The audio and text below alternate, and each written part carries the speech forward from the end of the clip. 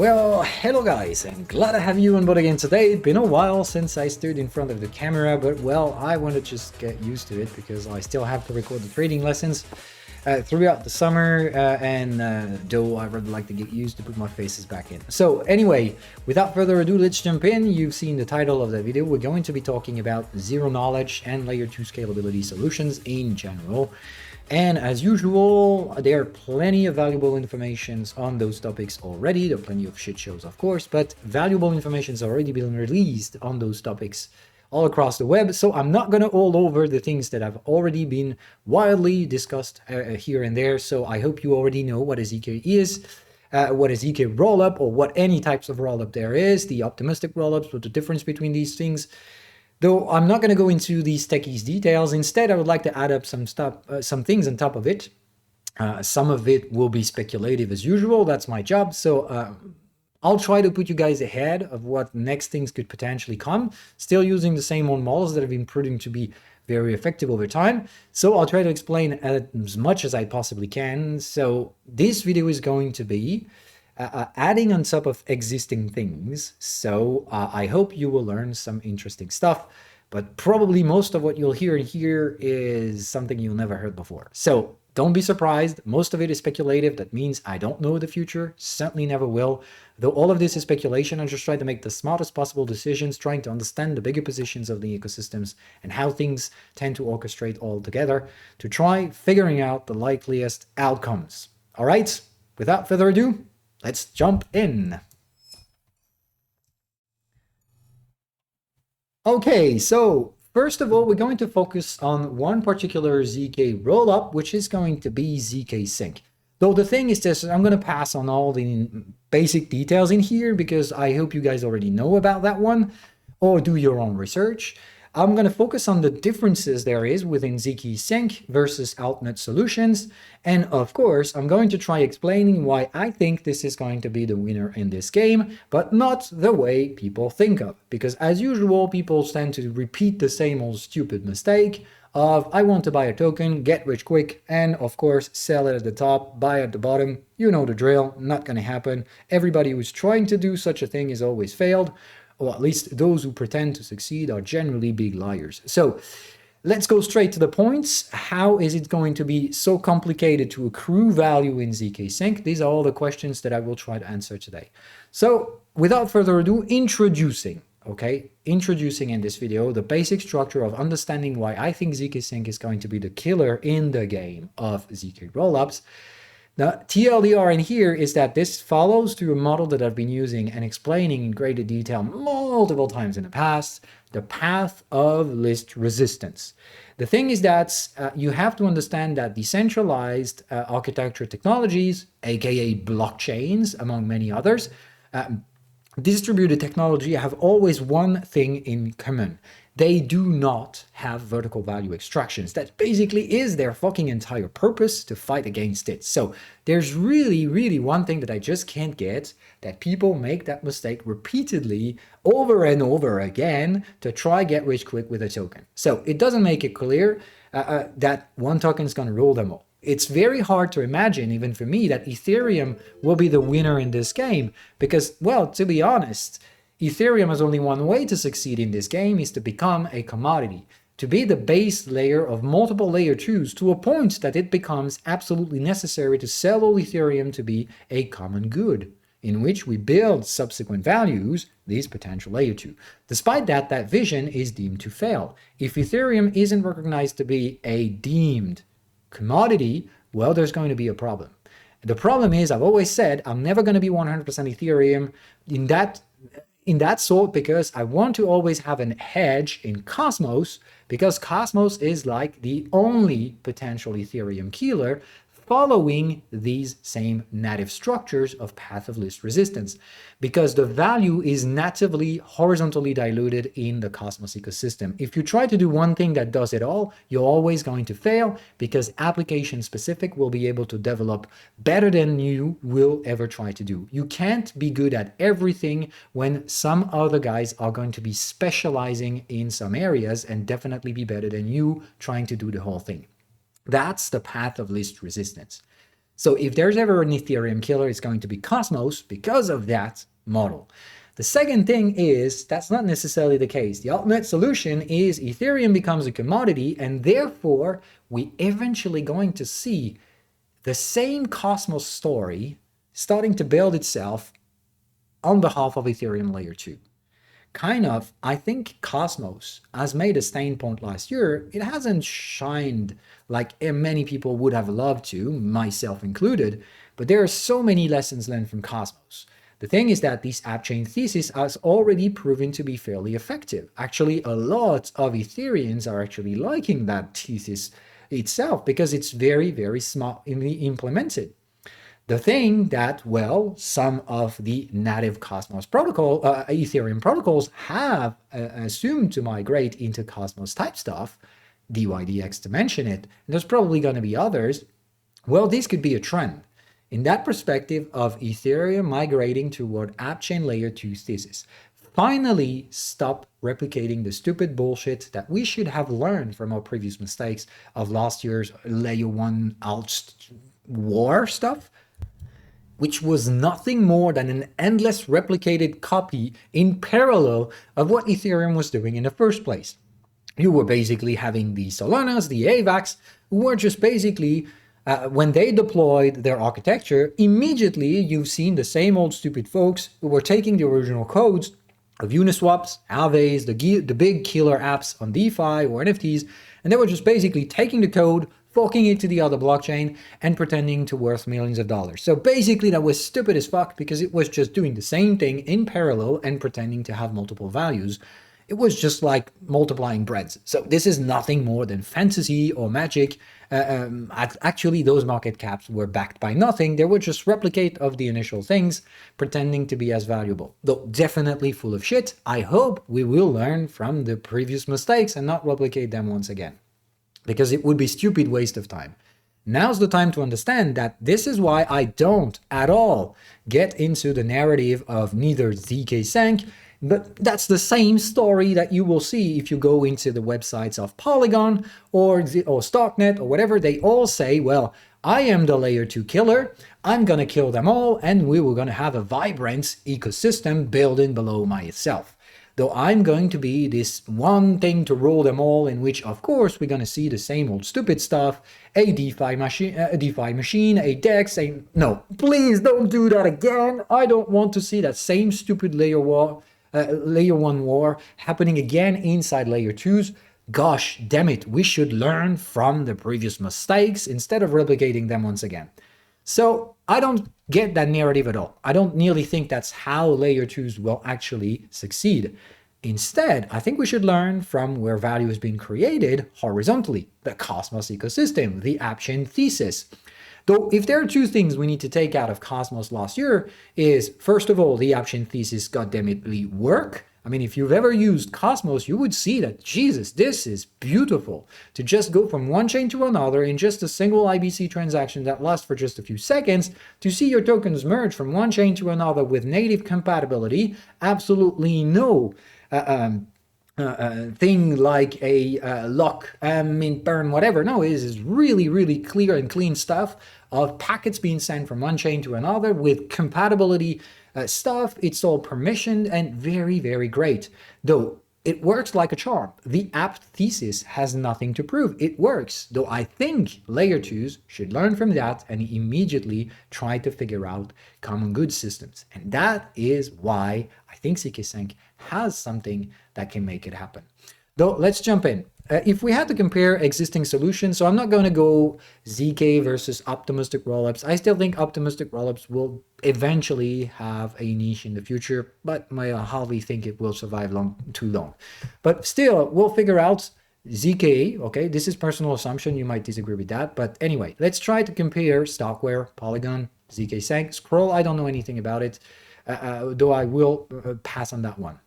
Though what I focus on is the two big giants now, the big elephant in the room, Polygon, the challenger, Starkware. What do they have in common? What do they have in opposite directions? I would focus on the differences in here, and I would say, well, these two checks in here are easy to understand that they have two relatively opposite positioning in the ecosystem.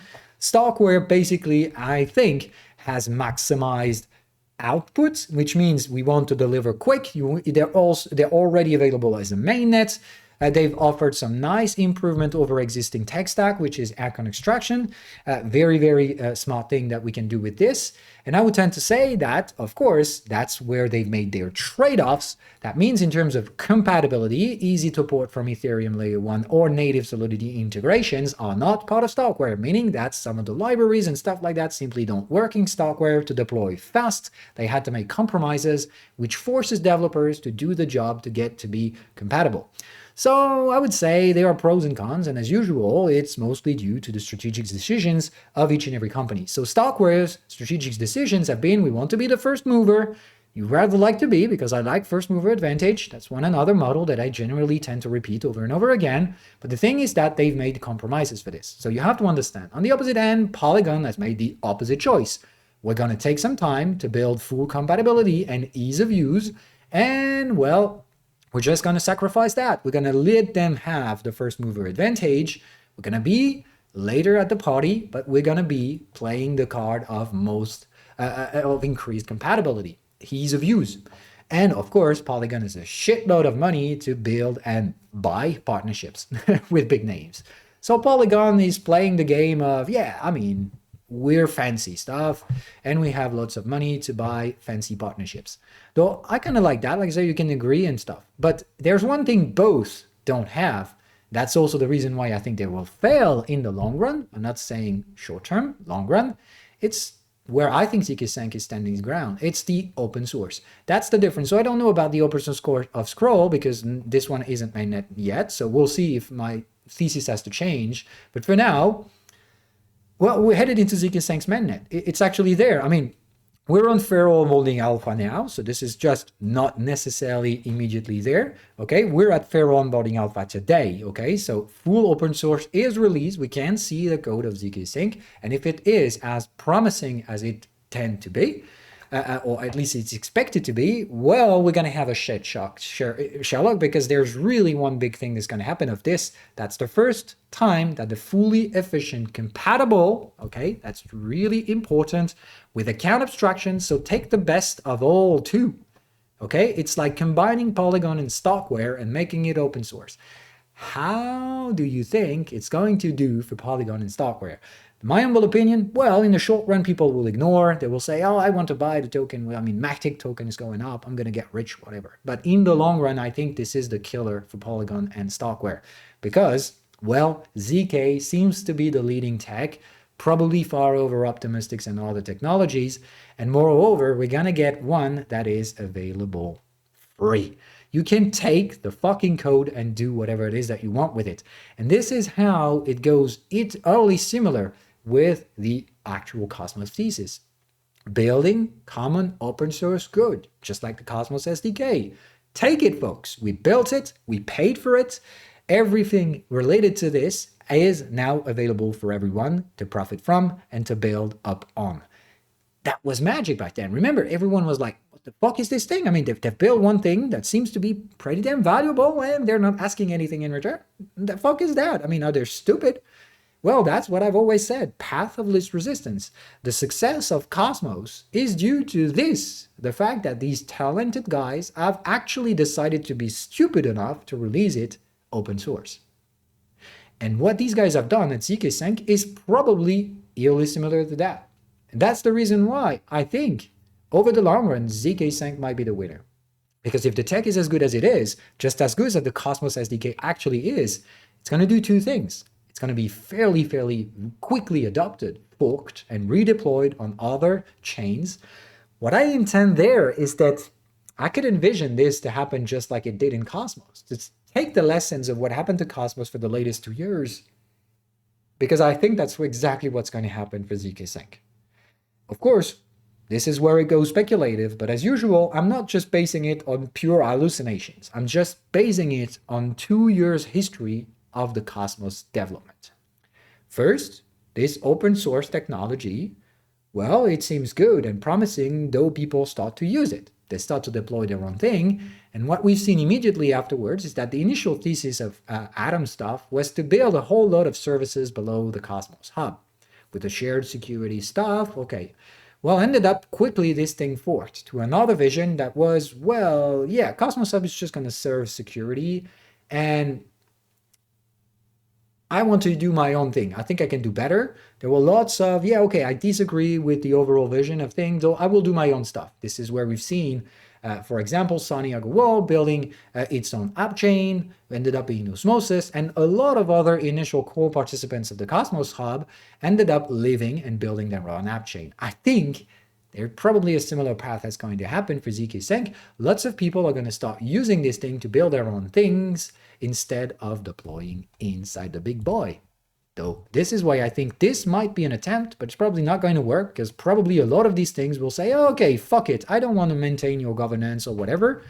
I want to use your tech, and I will redeploy another ZK app chain.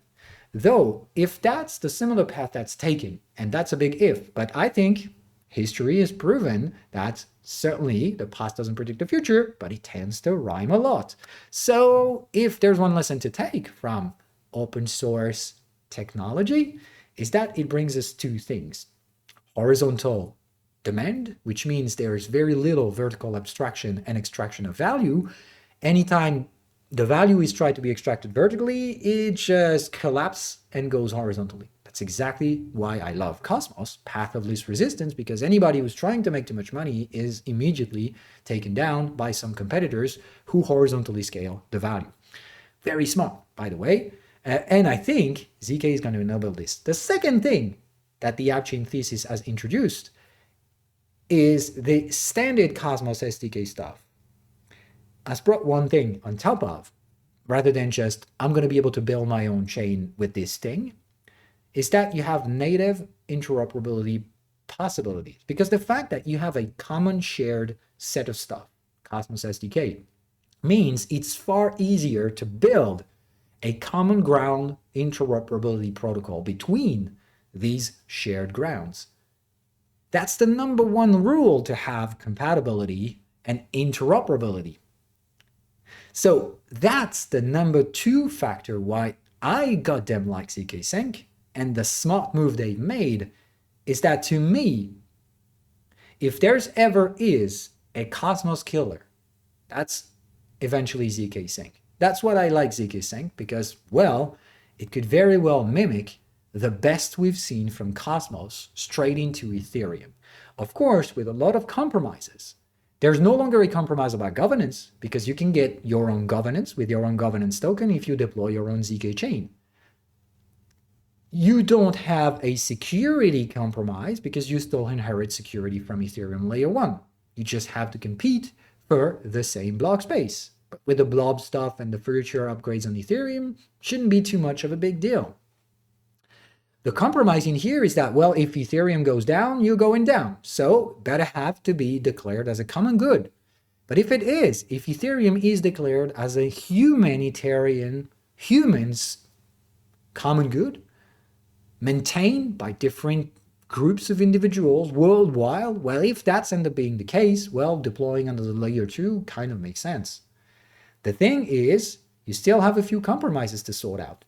The data availability errors and all of the other stuff that will inherit layer 1. But most importantly, if you build an app chain, if you're in an isolated bucket, how the hell does the money flow if you're isolated? It just doesn't work. So the number 2 problem that's going to quickly be posed by ZKSync app chain potential thesis, if it ever exists, is the interoperability.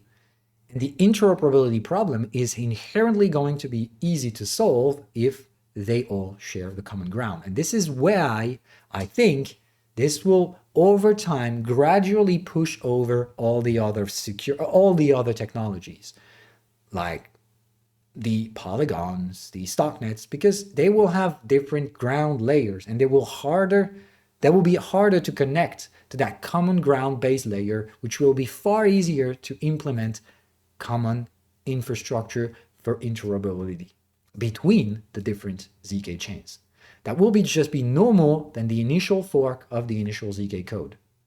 And in that perspective, this is why I think the third final layer is that if we get that common use of an interoperability layer, I think one thing that has proven to be on Cosmos will eventually happen on ZKSync is that the money flows back down to the original layer. For whatever reason, that was absolutely inexplicable and never hard-coded nowhere.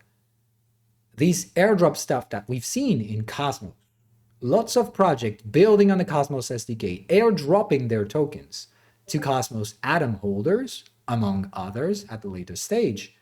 Well, I think history will repeat, not the same way, but rhyme.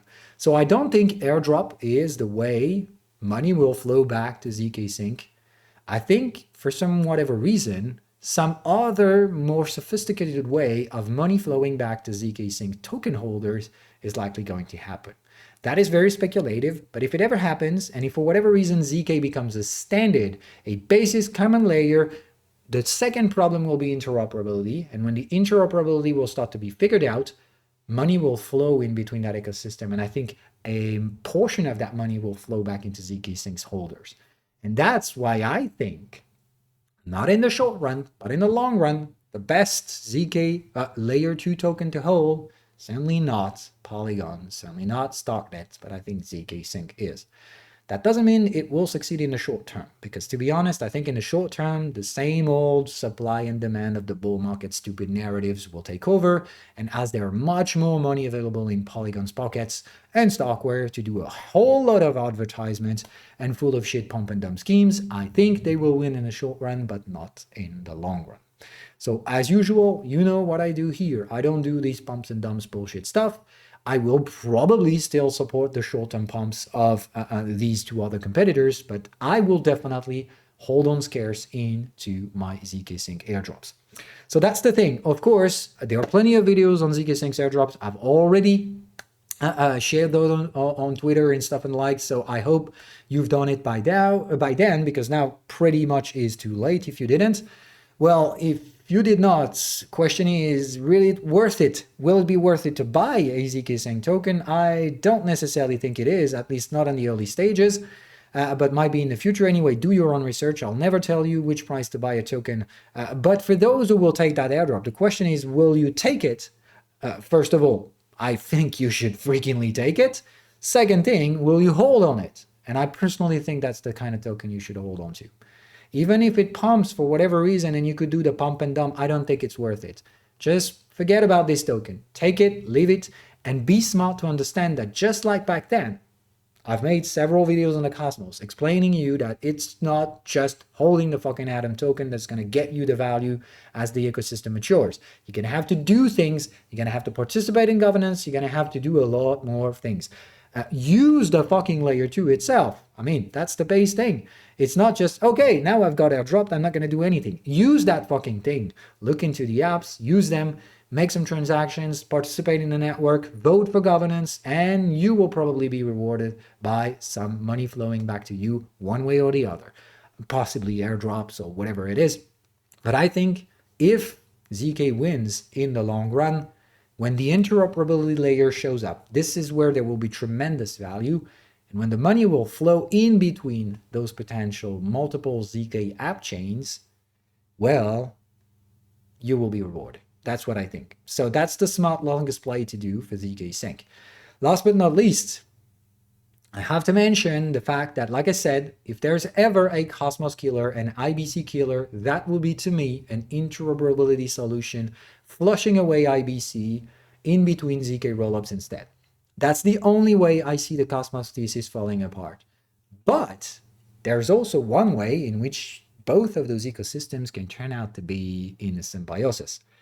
If, for whatever reason, the IBC standard, which has years of history, it's proven its stability and stuff like that, and you know this is an interoperability protocol that is chain agnostic and protocol agnostic, well, if some smart folks out there decide instead of killing Cosmos, we could just take these guys in and create a symbiosis, instead of just copying whatever Cosmos has done last year, we could just bring them in. Well, the smartest way to do it would be, instead of building our own out-of-the-ground interoperability protocol, well, we might just use IBC. And that would be the killer combo to me. if for whatever reason we have that horizontal ZK deployment app chain thesis building for native killer apps on Ethereum, I would definitely imagine a ZK Aave, a ZK Uniswap, a ZK Curve, a ZK Yearn Finance. All of these things would definitely make sense. If this happens, I think instead of building their own thing, eventually connecting them to IBC would make a whole lot of sense. If that's the case, folks, we're going to have a very nice and vibrant ecosystem in which, of course, Ethereum has to be a public good. It definitely has to be. You would have these IBC connecting tissue, or if for whatever reason, Ethereum's ZK technology decides to build its own different set of interoperability, well, in that perspective, that could be the end for Cosmos. But I definitely think I've seen that as well, that a lot of Ethereans have actually a lot of respect for Cosmos. And that's the reason why I think there is a reasonable possibility that these two guys, ecosystems, instead of fighting each other, will actually merge. Though that's a thesis, that's an hypothesis in here, of course, nothing too fancy, but just speculation. Rather than that, I think it's time to close that video and go for a bit of a conclusion. If I can make that happen, of course, which I can't. Okay. So if I sum up the essentials, okay, we've talked about lots of things in here, can be a bit confusing. If you need to look at that video a second time, eventually consider doing it. But the core thesis that have been deployed in here, path of least resistance, lead me to believe that we need to take the lessons out of last year's Cosmos developments and to look at it, because it's likely the challenges ahead for layer 2s. They start to have these common ground of building public good. And ZKSync is breaking the game in that stage because they built what apparently looks like a solid piece of tech, to be honest. And if it is delivering on the promises like it is, and if it's truly open source like it's been proven to, at least what it's been advertised to be, if the things delivered are really up to the expectations, well, I think a Cosmos-like deployment is very, very likely going to happen. Not the same thing, but something that definitely looks oddly similar. If that's the case, well, looking at the past Cosmos story could actually give us some hints on how it should play out. And if it plays out that well, we will see that, well, the Cosmos ecosystem has a lot more horizontally diluted value. It's not just, yeah, buy Atom, you'll get rich, but a lot of inherently subsequent value has flown back into Atom holding back then. I think similar stuff could happen with ZKSync's holder. That's the reason why it's going to be a hold token for me. Of course, you do whatever it is that you want if you ever get the airdrop, and if you don't, and if you're willing to buy, just don't focus on what's been said today. If you invest some money, goddammit, it requires risk limitation. So figuring out a base value for the token. So at least I would say just let it drop out for a few months, wait for a range to build up on the price, and then you'll be able to buy low and arbitrage your risk. But for now, if you buy instantly what the thing has released, well, we've seen this is just utter stupid bullish and bearish prices, demand, supply mechanics, which are far from being sustained over time. So don't go into the short-term speculation if you don't have the token. I think it doesn't worth the risk. Instead, if you get a drop, well, my choice is going to be I hold, because I think the value will be derived over long-term holding. And actions. Participate in the goddamn governance, because, well, ZKSync's token, if there's one, supposed to be one, it's going to be a governance token, folks. The fee token still remains the fucking Ethereum. So until then, you have to understand that if you get that token, if you do nothing with it, don't expect money to flow back magically up onto your pockets. It, to me, makes no sense to do that. So if you don't have time to learn how the ecosystem works, to participate, at least in the governance just a bit, well, I think, yeah, we might have like to sell the tokens, okay? So that's really the way it is. Get involved, and you're probably going to have way more value flowing back to you in the future. That's really a bet in the future. If you don't have time for this, you'd rather like to sell the token for someone else. That's really the way it is to me. But this ecosystem, the last thing we should understand is that if it does follow the path of the speculative assumptions that I made in here, and there are no more than speculations, okay? I think ZKSync is going to be the application, though ZKSync's chains could be the application killers for the vertical extraction thesis that currently is the motive in Stockware and Polygon, who to me are just trying to sell yet another token. and it sounds really similar to the layer 1 wars last year. So to me, makes no sense to have multiple vertical extractions layers. I bet there will probably be demand for these Matics, Stockwares, and the like, but I think in the end, if you're in here for the long run, path of least resistance. And I can definitely see a lot of similarities in here with ZKSync's open source technology. That being said, well, you know the drill in here. It's speculative. Some of it will be true, probably a portion won't. I'm not here to just have a crystal ball. I'm just here to try elevating your knowledge to another level, bring you about thinkings to things you might not necessarily have been thinking about in the first place, bringing you far ahead of the market, because that's what my job is. My job is not to tell what's happening now, it's to try figuring out what's going to happen in the future to get prepared. That's what true traders are doing. The hedge on the market has never existed unless you're a cheater and you have information before others. Otherwise, you're gonna have to put your fucking heads around trying to understand how these things works and take some risks. In here, I think receiving the airdrop is no risk taking. So the only risk taking is selling it too prematurely or not understanding how these things work. So if you're willing to get value on ZKSync, certainly not going to be in the short run. All right, that's the lesson to take out from today's video. That being said, I hope you guys will be ahead of the market. Try to be smart and understand that this is speculation anyway. Bye, guys.